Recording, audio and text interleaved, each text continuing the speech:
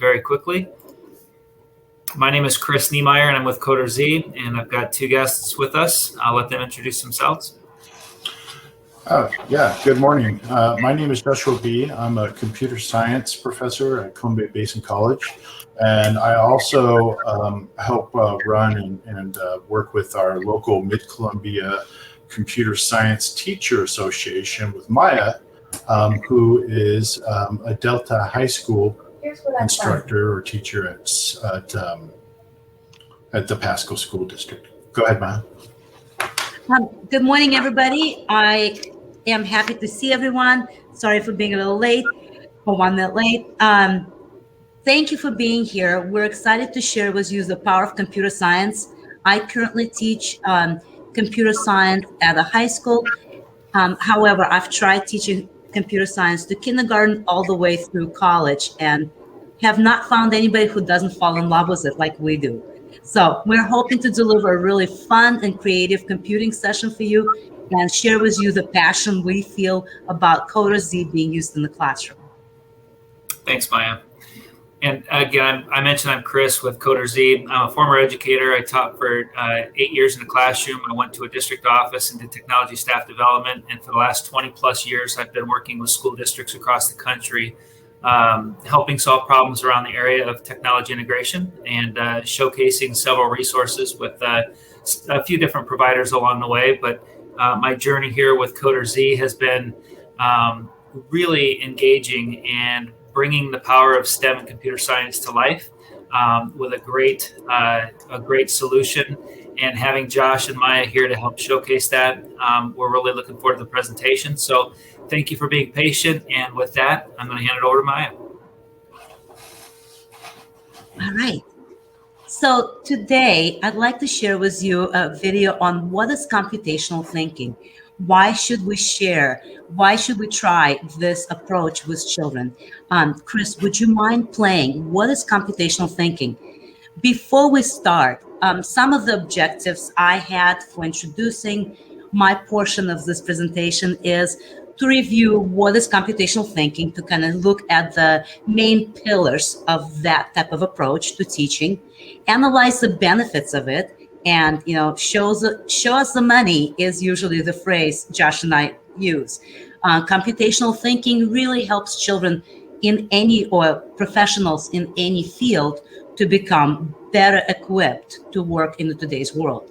So lots of benefits for all professions. And then how to implement it. How can you get started with it in your classroom? Next slide.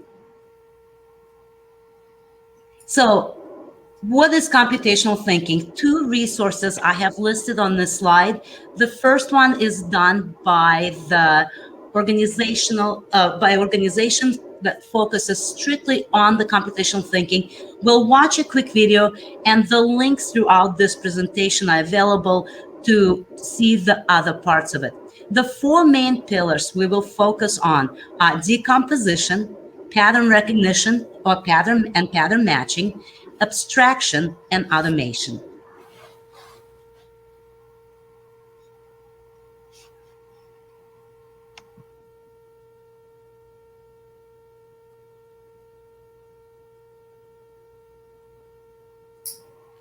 Chris, is the link not working? No, I'm sorry. It says private. I'm going to stop sharing, and if you have it up on your side, you can go ahead and share. Okay, thank you. I'll open it right now. Sorry about that. And then when you share it, go ahead and click on. You have the Chrome share for video, for audio. Thank you. I appreciate that.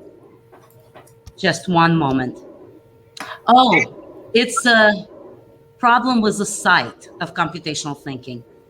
It's not the PowerPoint, Chris. Let's go ahead and keep going. We'll just move on to the next part. Okay. Thank you. So the four parts of computational thinking, and why do we do that? It seems that the video is not available there right now.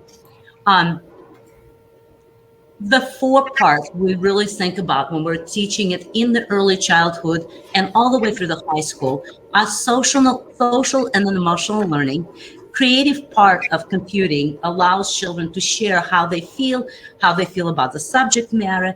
And so that part of SEL is available through coding, and it becomes really powerful for children. Patterns, looking at patterns that are growing, looking at patterns that are shrinking, lots of other ways of looking at patterns, not just the algebraic thinking, but thinking like a computer and helping children to see what is computer going to see to solve a problem. And of course, problem solving. As you're working through CoderZ, and I want to speak a lot about how many different skills children are gaining from it. Problem solving is a huge one because you want to analyze and break it down into smaller parts. And then, of course, representation and sequencing in younger grades are a great way to get there. So when you're using CoderZ, you will be using all of those skills of literacy and mathematics and science and social and emotional learning. Next slide. The fourth pillars, as we mentioned, and we'll keep coming back to them as we're playing, are decomposition of a pattern, recognition of abstractions, and then algorithm design. The algorithm design allows children to tell computer what to do and then having it do it immediately. It is so gratifying. Plus, it is so creative because you can solve the same problem in many different ways. Next slide. So why do we teach computational thinking? Lots of reasons.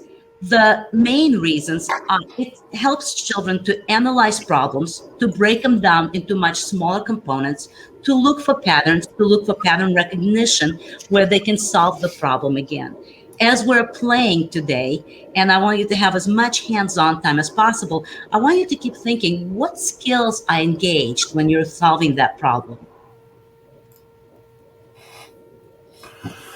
Okay, excellent. Thank you, Maya. Appreciate that. We're going to get into a little bit on using these pillars in basically to try to increase spatial awareness. And when I'm talking about spatial awareness, as far as, future focused, we're seeing a lot of new technologies come out, such as self-driving cars, etc. So spatial awareness is increasingly important as we, continue into the future. And one way to integrate spatial awareness with these pillars is to instruct students on how to build a game or use a game for instruction. And there's a lot of different things that you can do with the tools that are freely available to you, such as code.org. And it doesn't have to be a game. It could be just an animation or a play with characters, all sorts of different things that you can use these freely available resources for to integrate your instruction. So I'm going to give you an example of one that we use in 2D using code.org for 2D game development. Now I'm going to use that word loosely because I just kind of think of it as just the best calculator in the world. And, it's a calculator that you can visualize and move things and calculate and model geometry, a lot of different things. And one thing that I like to get my students to is I like to, begin with the end in mind. And I'm going to go ahead and share my screen here. I'm going to show you a few things, and then we're going to get into some 2D game creation and just some simple examples of integration before I turn it over to Chris, where we can start having some fun with CoderZ. So for spatial awareness, hopefully I'm going to be able to do all this correct. Code.org has a lot of capabilities that we can make use of. But when I think about spatial awareness, this is one of the workshops or lessons that we did for our local CSDA chapter, and it's essentially just a ball bouncing around. But here's the thing of this ball is actually have wind effects applied to it and gravity effects applied to it. It reverses its velocity. So there's a lot of spatial awareness going on and being able to model this type of thing. And this is an assignment that I have my game programming students complete. And I also do a simple lesson for our teachers for that. Because in code.org, this same lesson can be done and integrated very easily with mathematics. And as you can see from this example, this is the same program, but run in code.org. And it literally is just a very simple amount of code. But it's not the code, it's the thinking that goes behind that and the spatial awareness that makes that happen. And well, then, how do we get our students there to this point with integration and making use of these freely available tools? And one nice thing is that code.org has this really excellent tutorial source. And what I'm going to do is I'm going to go ahead and put in the tutorial. It's called an Introduction to Game Lab. I'm going to go ahead and put this tutorial link into chat if I'm able to get the right window up for us. Please ignore the crazy screen, but here is the link that I'm on for the 2D lesson or tutorials. So what's really cool about this is a teacher or an instructor can actually take this and guide students through this tutorial and integrate many different things into all these lessons, such as things like character development and sprites is what we call the characters, like Mario and Luigi and your old school Nintendo games. But one thing that they can do here is integrate text. They can integrate text, integrate character development and English skills, as well as mathematical skills, all through these tutorials that students can be guided through by their instructor. And for an example of how this could be integrated with art, we can go into the very first lesson here, which is basically showing you how to draw a square onto the screen. So what we'll do is the code that we have a toolbox to write the code. The code is actually over here in this workspace area. And this is actually what we call this code that code.org uses is called JavaScript, which is a highly popular language that is not going away. So all the skills that you're able to instruct your students in code.org is definitely relevant for quite a bit in the future to come.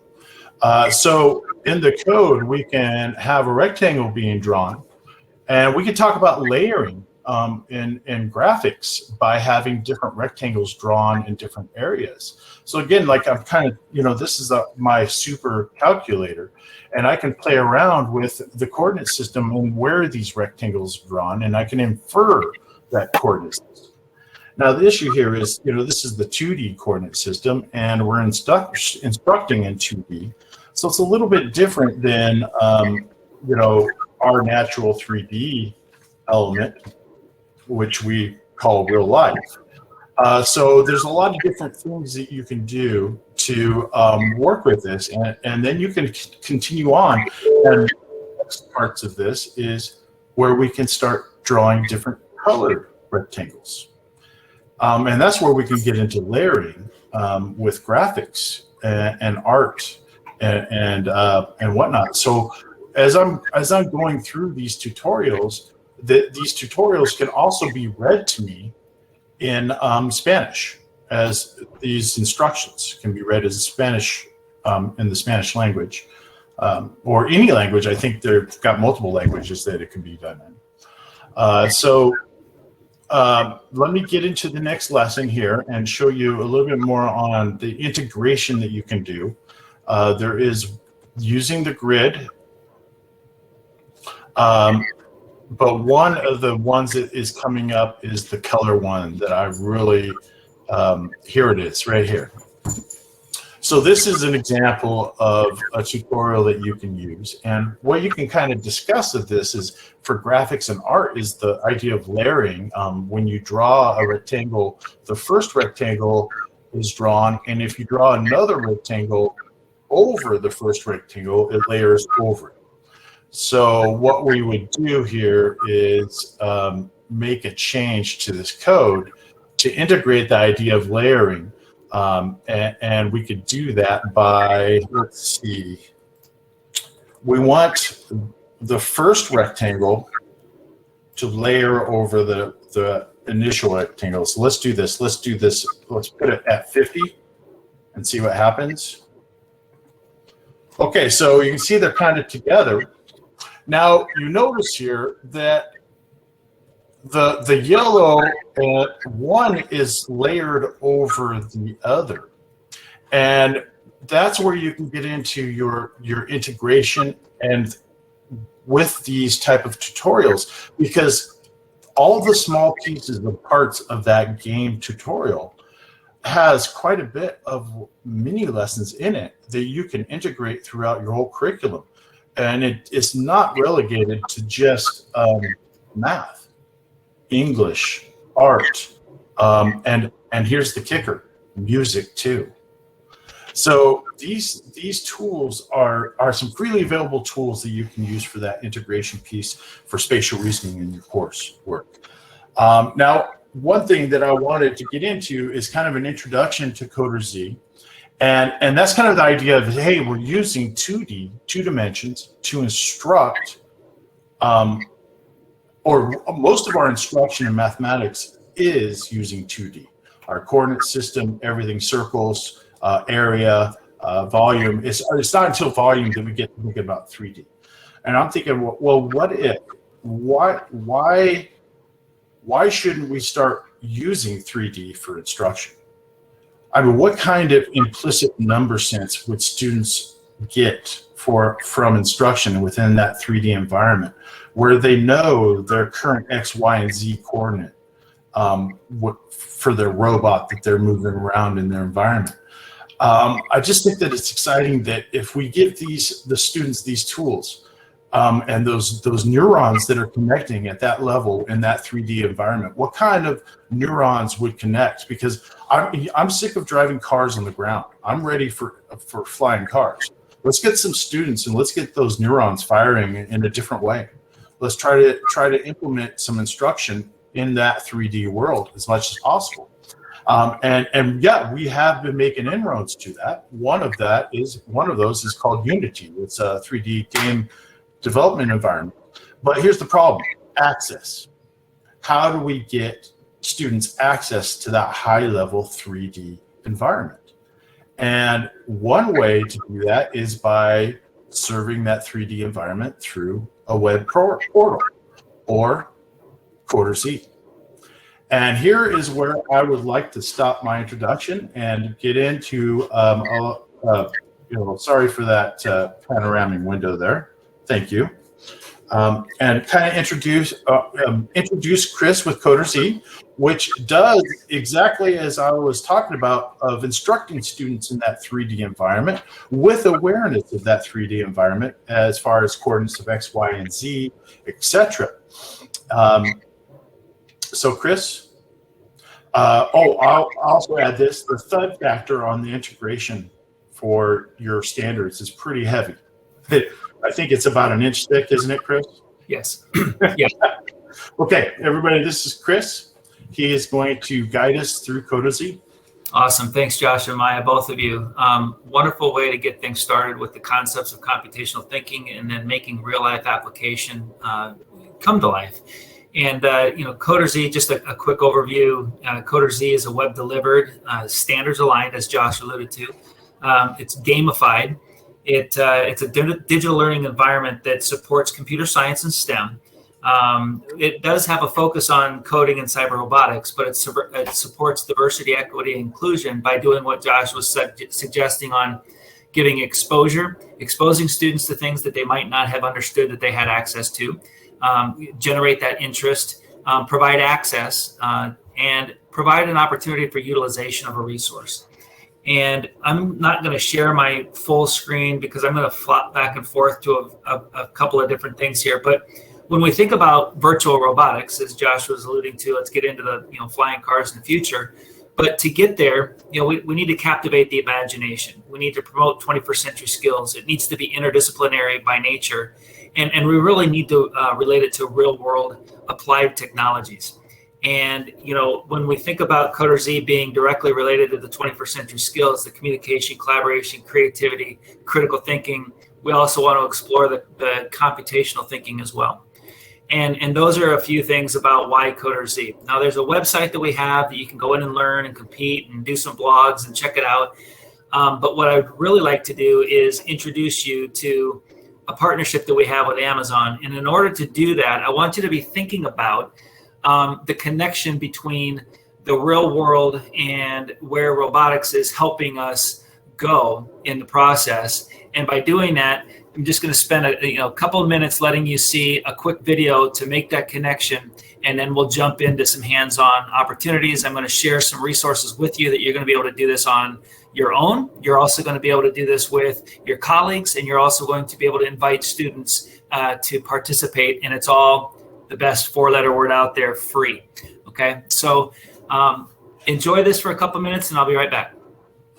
On the ranking of things to worry about, Skynet coming in and taking over doesn't even rank in the top 10. It distracts attention from the more urgent things, like, for example, what's going to happen to jobs. For a glimpse into the future, consider one of the largest companies on the planet, Amazon. Amazon has tremendous scale. We have fulfillment centers that are as large as 1.25 million square feet. That's like 23 football fields. And in it, we'll have just millions of products. To deal with that scale, Amazon has built an army of robots.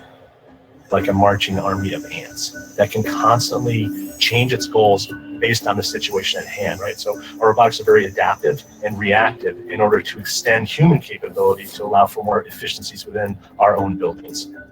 And there's plenty more where those came from. Every day, this facility in Boston graduates a new batch of machines. All of the robots that you see that are moving the pods have been built right here in Boston.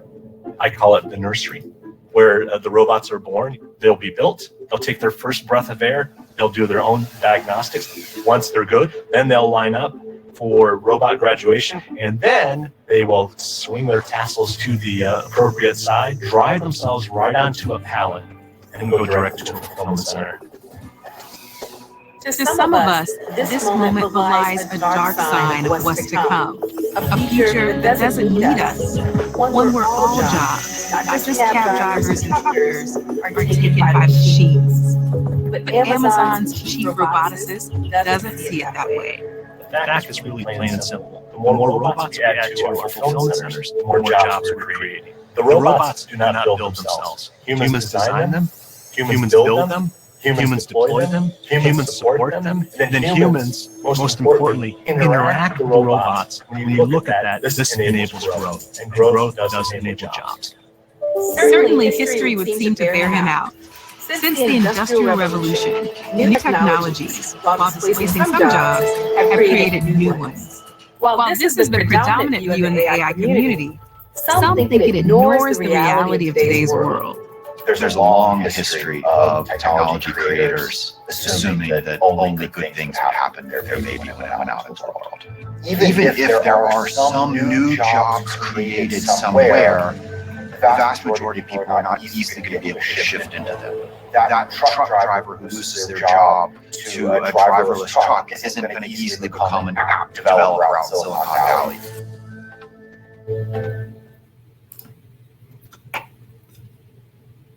All right, so that gives you a very high-level introduction of how CoderZ partnered with. Whoops, hang on. I forgot to push pause on the video. So Amazon and CoderZ partnered up, and Amazon came to CoderZ and said, "Hey, we would like you to create an environment where students can understand and identify with the fulfillment center." To have a challenge, get a birthday present to their friend at a specific amount of time, and learn the process and learn that real world integration through using coding. And so CoderZ developed a Blockly interface that helps students utilize their coding skills to program Hercules, which is the little robot that you were introduced to on that video, and do it within a specific amount of time.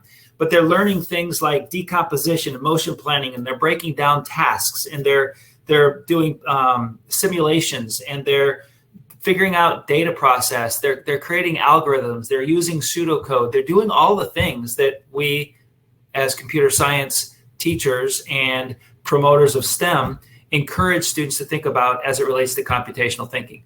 So when we're doing those things and you're able to recognize what you can do inside of a platform, the next thing I want to do is share with you a link that we're going to explore together. I'm going to drop it into the chat, and then I'm going to introduce you to what this is ultimately going to look like. So the screen that you're looking at right now is actually the link that I just dropped in the chat.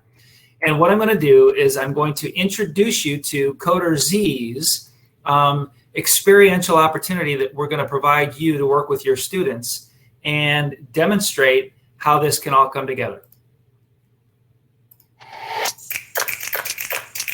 Ever wonder how Amazon delivers customer orders so quickly? Welcome to the Amazon Cyber Robotics Challenge.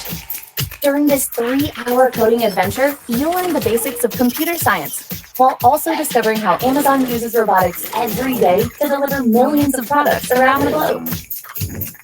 Your task? Code an Amazon robot to deliver your friend's birthday present as fast as possible. Compete with your class or on your own. Good luck, and may the best coder win.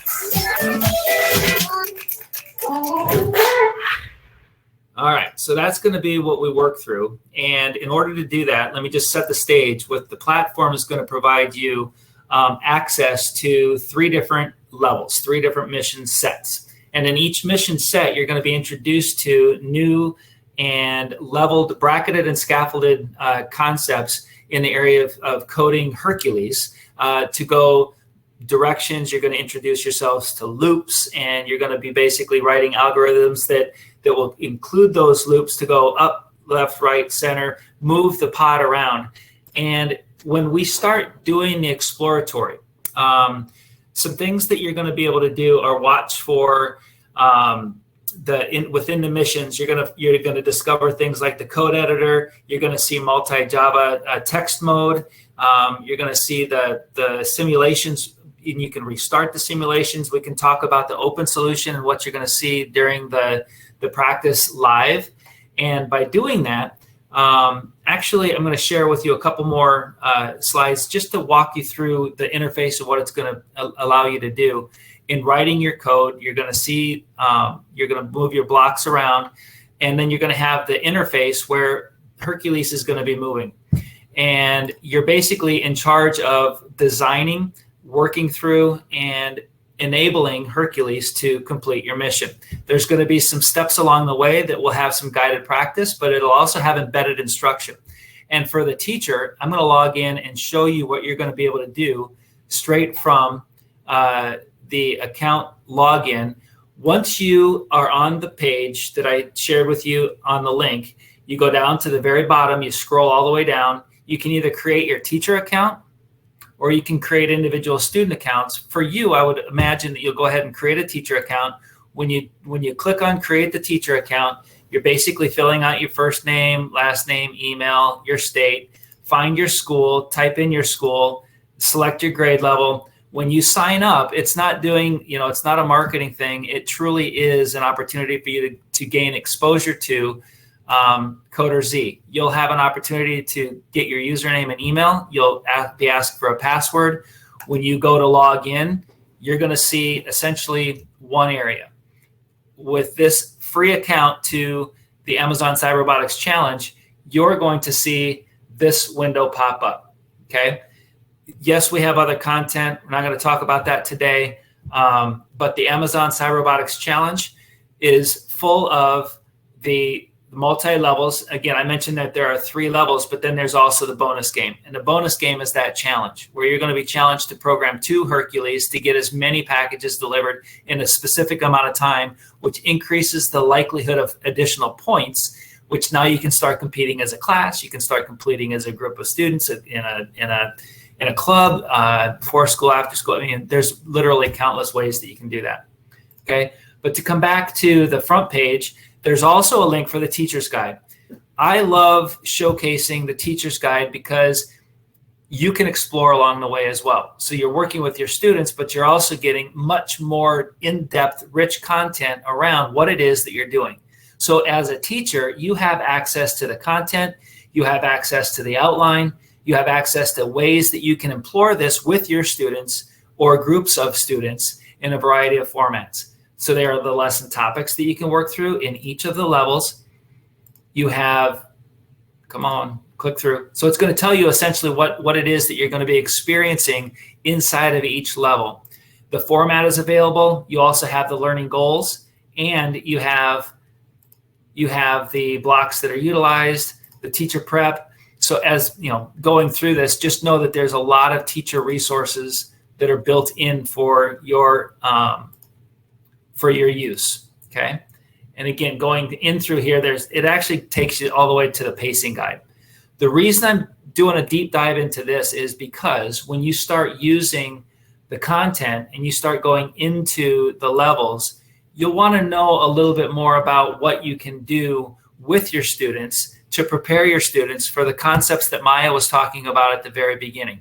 What does computational thinking look like? How can we explore motion planning and pattern recognition and prepare students for algorithmic design and so forth? So when you get into the mission, you click on one of the tabs or one of your missions, and I would suggest that you go ahead and go from beginning to end because that's the whole natural scaffolding effect, right?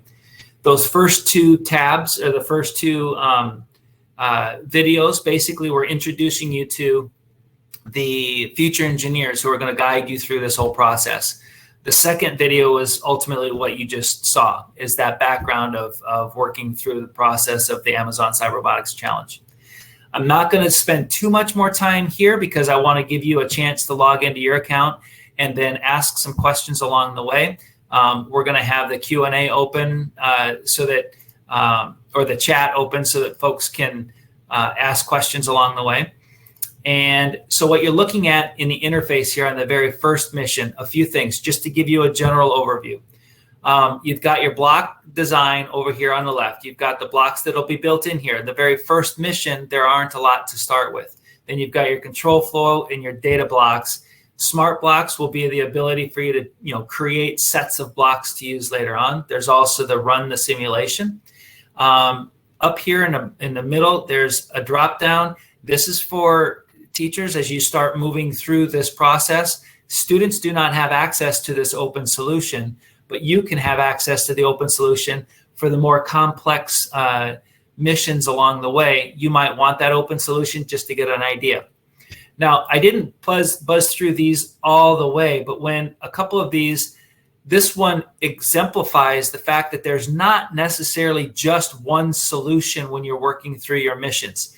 There might be multiple ways to get to the end result. What this recognizes is iteration. It also recognizes on being really smart and strategic around your coding, but it also helps you think about algorithmic design. Here, I've got an iterative process, and if I look at this one, I also have the ability for me to put in some comments. So if I'm integrating language arts and the writing process around pseudocoding or thinking about what it is that I'm thinking about, the metacognition approach, I can actually come up with a variety of strategies to get to my end result. And then I can become very efficient in my coding. Here, it's a very efficient way by using a loop and inserting a number 3 within that loop. So again, a variety of ways to get to that end result. So when it comes time to actually running your mission, this is pretty simple. Okay, you basically move one step. All right. Let me get out of this and come right back to the getting started. Here is what you'll be doing. Welcome to the Amazon Cyber Robotics Challenge. My name is Hercules, and I'm an Amazon Fulfillment Center drive unit. There are many types of robots at the Fulfillment Center. Not to brag, but I'm the most important one. Today, I will be showing you how to program me. First, let's get our bearings. Here I am in the Amazon Fulfillment Center's training area, and this window pane is called the simulation screen. Your goal is to get me to the yellow target. Can't see me or the target? Scroll your mouse or touchpad to tilt and zoom. Right-click anywhere and drag the cursor left or right to rotate. On the left is the code editing area, where you write the instructions that tell me what to do. Writing code is easy. Just snap blocks together. Click the play button to make me execute the instructions you gave me. You can grab additional blocks from the library. I'm a robot, so I will always do as instructed. If it's not exactly as you planned, don't blame me. Fix your instructions and run the code again. Right-click blocks to bring up a useful action menu. The duplicate option, for example, can be used when you want to give me the same instruction again. I will not execute blocks that are grayed out. I will ignore them. Click here to return me to the starting point. Want to reset the whole mission, including your code? Click this button. The reset button also replays the mission tour. Need help? You can find useful tips here. Bye for now. All right. So that basically gave a great overview of what you're going to be doing when you log into your account. Basically, again, the first one is a welcome. The second one is what you just saw. And then you start learning the foundational fluency of putting blocks together to get Hercules to do what you want it to do. There's embedded instruction built in. So the last thing I'm going to share before, go ahead and take, if you need a quick 2-minute break and then log into your account and you can start playing, and then we can start answering some questions via the chat. Already a few up there that I'm going to pay attention to here in a second. But I wanted you to also experience this. I'm going to paste it here and go. I'm going to post this into the chat as well. We have a Fulfillment Center tour. It's a virtual tour that you can take your students on at Amazon. And there's actually a live session, and you're going to be introduced to 4 engineers in 4 different fulfillment centers, and they're going to walk you through virtually what's going on. And I mentioned that it's standards aligned, right? So not only is our Amazon Cyber Robotics Challenge standards are aligned to the CSTA standards, you also have a toolkit that you can download. And what that toolkit will do, and as I'm doing this, I forgot, I need to put this into the chat so that you can have it.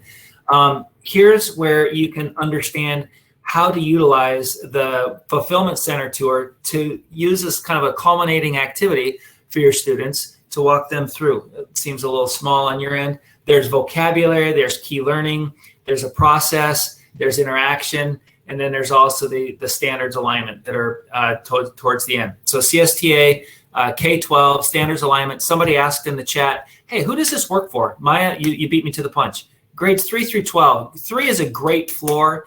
One of the nice things about CoderZ is we have a low floor, high ceiling construct for both teachers and students. We want to meet you where you are. We also want to meet the students where they are and provide them a leveled experience along the way. So with that being said, I've given you a link to the registration page for you to put your name, email. The reason you're putting your email is whichever email you use, if it's school or personal, you're going to be sent that login straight to that email. Then you're going to be asked to generate that username and password process. It'll basically take you to this page. And from there, you'll be able to log in and have access to the Cyber Robotics Challenge. All right. I know that I talked quite quickly there towards the end, but the purpose for me talking a little bit more quickly is so that we can spend more time doing a hands-on and doing some Q&A in the chat section along the way. Hopefully that works for everybody. And Maya, Josh, thoughts to add, basically supporting or supplementing conversation that we had prior to launching into CoderZ? Love to hear your feedback. Yes, Chris, there's a question in the chat right now from Deborah, and she's asking, where does she find the document you just showed us? Can you please show that again? the document that I just showed. Would that have been the Future Engineer Toolkit? Deborah, is that the document you're talking about, Mrs. Baldwin? I believe it is. Okay. Yes, thank you. Yep, that was from, let me go back to, that was from the AFE Tours page. So I started here on the AFE Tours. So this is a link that's in the chat. When I went down inside of this particular link, there was a download the teacher toolkit. Okay, so to download that teacher toolkit, went to this, and some of you might just want that in the chat. So this is the toolkit PDF in the chat that correlated with the link that went to the teacher toolkit down here. Now there's registration for July, there's registration for August. They're going to be doing this through the fall. So know that you can take your students through a tour really whenever you sign them up. It has a capacity, teachers can reserve for up to 100 tickets apiece for remote students. So if you're remote, if you're hybrid, or if you're, think our lucky stars, we're going to be all full back in person and doing whatever CDC says we should do. Just know that you'll have a variety of flexible ways to integrate this within your back to school plans. Thank you, Chris. One more question in the chat. Sorry. No. Mrs. Peck, Susan Peck, asked if we have handouts or PowerPoints to share, and is there a way for the participants to find the links? That's a great question. I could probably drop, without you guys objecting, I could drop our PowerPoint that we just created into the chat as well. Perfect. Thank you. I shared it with Josh earlier, so what I need to do is make sure that it's a shareable link. So let me make sure that I can go share that. I'm going to put myself on mute, and the two of you go ahead and feel free to answer more questions. Maya, as a teacher in Pasco School District in Washington, has actually utilized the Amazon Cyberobotics Challenge with third graders, but also I believe, if I recall, Maya used them with second graders as well, right? So talk about your experience using the Cyberobotics Challenge with your students, whether it be the second graders or third graders, or as well as how did that fulfillment center tour work out for you? Thank you, Chris. Yes, last year I taught second grade virtual school. Many of my students were bilingual, Spanish bilingual. We had a few Russian bilingual students. So my approach throughout the year was I want to empower them and make them feel that they're the future and have them have hands-on computer science experience. All of my students and I attended the Future Engineer Work Center. Most of the parents attended with us. And I had a very, very positive response from the parents because it gave them a brand new perspective on STEM careers and that it's never too early to start thinking about jobs. As we watch the video, and this is towards the middle of the year, and we've been talking about what do you want to do when you grow up and how do you get there? So the videos really encouraged children to learn mathematics. It showed that iterative development that Chris mentioned. It showed how the packages, when you order a toy from home, how does it end up from anywhere in the United States back at your house? So we looked a lot at the coding that goes with it. And it really encouraged my students to start thinking and making plans for their future careers. We enjoyed coding on CoderZ all year long. We participated in many missions as a think aloud. I would use it in the classroom and we would try to solve the problems together as the children would give me solutions. If they didn't work, we would change, the directions. We would try different approaches. It really worked exceptionally well with my second graders who were gifted. For an average second grader, if we talked through the problems together, it was approachable, but it was a little bit more challenging. And then, of course, for students who were below grade level, what I saw is a lot of the children supporting each other. And that was very empowering for students. Code.org is another link I dropped in the chat. And code.org has a lot of ways to share that computational thinking and develop the computational thinking with children. If CoderZ is a little bit too challenging, you can try activities that are similar on code.org to represent that. So for example, when we talk about loops or something that repeats over and over again, when you make a nested loops get a little tricky. So we played with visual arts, and I don't know if you've ever seen the Frozen on code.org. That gives you a lot of geometric simulations and iterations. So we used other programs to supplement CoderZ, just mainly because my students were second graders and very young. Prior to the last year, I've used CoderZ with students in Alaska. I created I taught a virtual camp for students in grades 3 through 8, and we used high school students to be our mentors. The program was created by Randy Steele, and we really enjoyed working with children, underprivileged students in Alaska who were learning how to code for the first time. So CoderZ was a phenomenal program to use with that, because their STEM program was unable to meet in person at the time, and they used Mindstorms. So all the children were familiar with the Mindstorms already. Chris, I hope I didn't talk too long. You didn't talk long enough. We still have 10 minutes left. Are you kidding? No, it's fun. I just shared the link, and thank you, Tammy, is it Talia? Thanks for letting us know that the link worked. What I'd like to do is just really open it up for conversation. And I wish that we could have a way, now's where I need our moderator to let us know, are there ways that folks could come in and maybe share their screen or share their thoughts or share ways that they're thinking about what they're thinking about?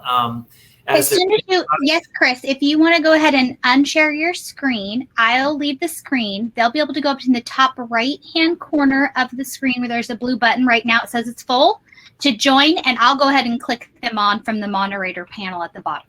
Awesome. Because what I'm going to encourage you to do is, if there's an aha moment, or if you learned something that you weren't expecting, or if we go back to one of the previous slides that I shared before with regard to, discover the code editor in one of the first 4 missions, discover the code editor.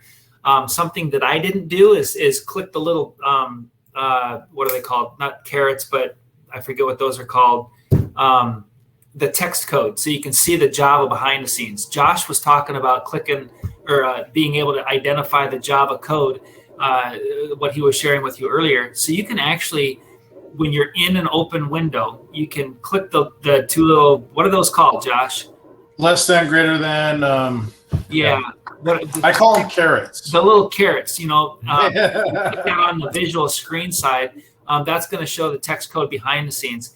It's not editable, but it is editable from the perspective of doing the Blockly on the left-hand side. So your workspace is going to determine and predict what's happening in the Java behind the scenes. So you can see the one-to-one correlation from the Blockly to the Java behind the scenes if you wanted to do that. And that's crucial when students are learning to program, that they have that ability to start taking the training wheels off. Yeah. I refer to the blocks as training wheels. Yep. And because we want them to get to a little bit less rigid restraints on how they go about thinking about solving a problem. So any of you that are out there, if you feel brave and want to share your screen, or if you want to talk a little bit about what you're doing, looks like Amber might want to do this. So Amber, thank you, Amber, for sharing. Hi, Amber. You're still muted. Yeah, I know. Oops. Is it not letting you unmute? Well, Amber was going to share something here.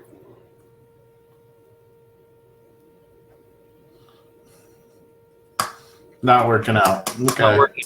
All right. So what I'm going to do is I just opened up mission 3, and I'll demonstrate what I was talking about with regard to sharing the show code aspect. Yeah, please put any questions you have in chat that you would like us to answer. Go ahead, Chris. Awesome. So on the right-hand side, you've got the, Hercules is going to accomplish his mission, his, her, it, they, it's agnostic, so we don't care. And what you're doing is you're moving the blocks on the left, but behind the scenes, you click those little carrots and you can see how the blocks correlate with what's happening over here. If I take a block away, it's doing something to the actual code. And so that's Python right now, right, Chris? That's Python. Behind the scenes, yes. Okay. But the other one was Java that you were talking about, right? Correct. So the rest of the in CoderZ Adventure 101, 102, and 102 is the Java behind the scenes. But I thought that this was Java as well. So maybe it is the Python. So my bad. So anyway, it's all the same. It doesn't matter what it is. It's all the same. Right. It's all the coding. Right? So it's preparation for. So I just wanted you to be able to see what's happening, and then again, you can see the open solution, which I forgot to restart it before, but you can see. And then if I wanted to restart the simulation, make it start from the very beginning. Can you give us an example of one that's a little bit more complicated, Chris? Absolutely. So let's go back out of here.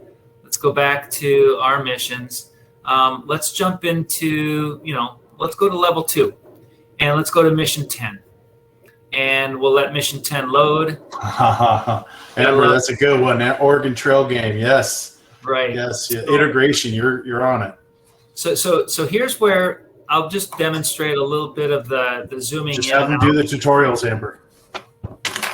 So you can go clear down into the ground level, and you're going to go underneath one, and you're going to go to basically it's asking us to find the most efficient way to do it. The code has already been done because I basically have done most, if not all of these. But if I reset the simulation, it should reset everything for us. But it didn't reset the blocks over here. But we'll let it run, and you can see Hercules is going to the right, and it's lighting up the different code blocks as Hercules moves. So it's going to pick up the headset. You're also seeing that we've added the element of time, which did not exist in the first set of missions. So we have to accomplish the goal within a specific amount of time before our mission is complete. So here we have the fulfillment center employee dropping the headphones in, and we're done. We win. Great. Next one. So we've accomplished that. The nice thing about what's happening inside of the missions is we're also exposing students to the concept of failure. Somebody might say, well, why would you want to do that? Well, you know as well as I do that I'm just leaving the screen open for somebody else if they want to jump in here. But if we're iterating on the process and we include failure, then we're learning from the mistakes that we made so that we can iterate and do it differently to come up with a different solution. And a lot of times that collaboration can happen authentically, where I'm going to go ask my partner, I'm going to go ask the teacher, I'm going to go figure it out. I'm going to write down, I thought it was supposed to go this way, this way, this way. So on my piece of paper, integration with language arts, I started thinking about what journey do I want Hercules to take to be able to do this as most efficiently and productively as possible. So there's the iterative process. We have failure built in because I didn't get it in the right amount of time. That means I have to be able to do something differently next time. So I change the way that I write the code. But I write down another example and I try it. Maya, do you have anything to add to that? I'd like to ask the participants, are they able to get in? What problem are they on? Is anybody struggling to finish? How is everyone doing? If you could put it in the chat if you're having mic problems, we would love to hear from you. How's it going? You know, we've been doing a lot of talking at you. We would much rather hear from you. Absolutely. Thank you, Maya. No problem. And, you know, other resources we can help with. If you have a specific need, like in Amber's case, maybe we know resources. We would be happy to help with other resources as well. Failing forward. Absolutely. Good. No problem getting in. Great. That's wonderful to hear. Thank you for typing in your responses. We really appreciate it. And the other thing, as they're typing in some more here, I'm just going to reiterate, and I'm going to double down on the fact that we're aligned to stuff, but I'm going to do it with the visual I was going to end with before. One of the last slides that we had is just showing you this alignment, right? So it's CSTA, NGSS, Washington specific state standards. We've got those addressed as well. Privacy, we have you taken care of. COPA, privacy, student privacy pledge, we've taken care of that. We're FERPA compliant. We also integrate with a variety of rostering tools like ClassLink, Google Classroom, Clever.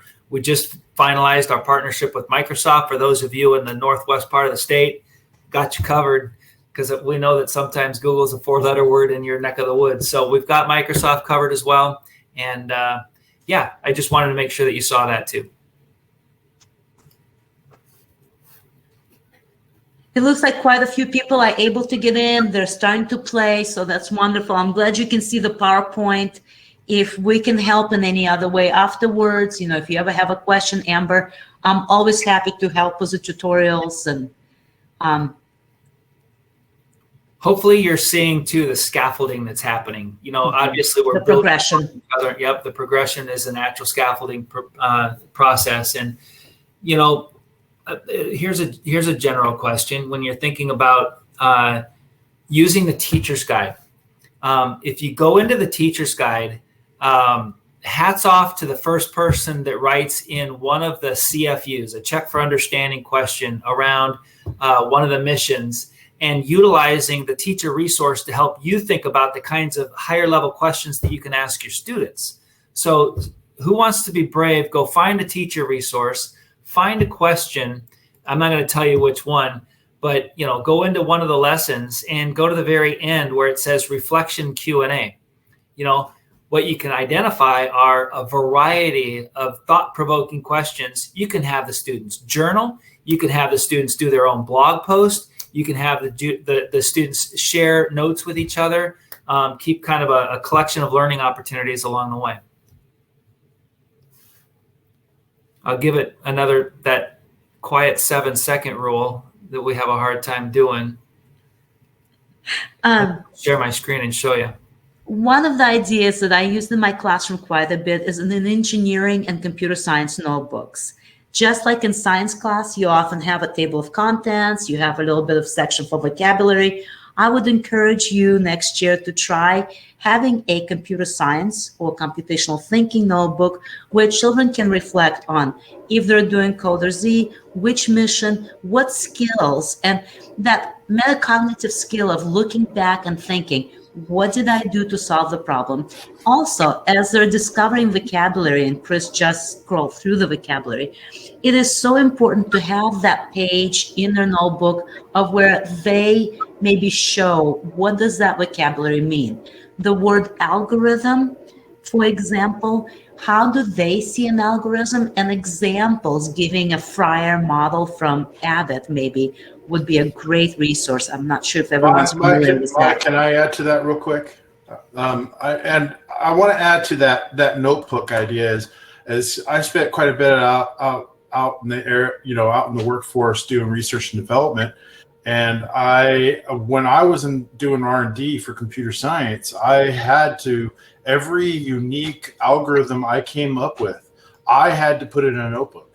And that was all for patent and all kinds of research stuff, because you know, everything that I developed to work with the software that I was creating it all had to be tracked.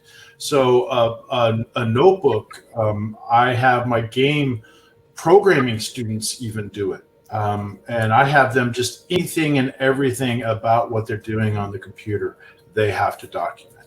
Thank you, Maya.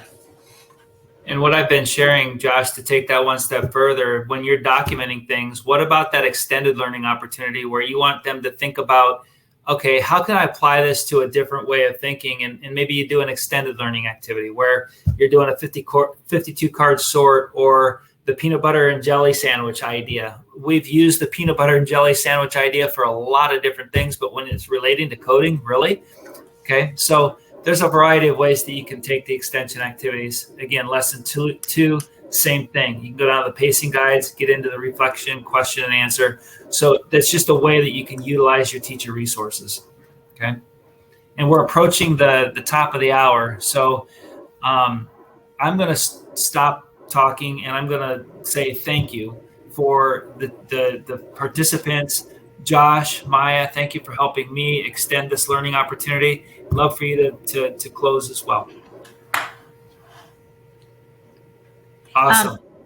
Thank you, Chris. I really appreciate how much you've shared with participants, and thank you for making CoderZ available to my classroom, to other classrooms. It's such a great resource, and really appreciate everyone who was here today. During summer break, sometimes it's really hard to focus, and we just really applaud you for being here and for trying something new. We're happy to help you. Paige, thank you very much. We sure appreciate your kind words.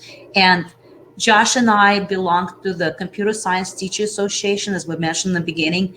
We would love to see more folks join. It's free. We offer all kinds of workshops. We bring folks like Chris to our workshops. Next year, Mid-Columbia Computer Science Teacher Association will be offering more classes, and we hope to partner with Chris again many, many more times. So thank you, everyone. It's been a very wonderful hour. The last link is our website where you can join our chapter. The more members we get, the more grants that we can get to serve our community. Please join us. And that's free professional development through our workshops that we have during our normal 9 months of the year. And please code with your children. Instead of just reading with your children, do code with your children every single day, just a few minutes even. It really does give them an opportunity to be creative and to find those jobs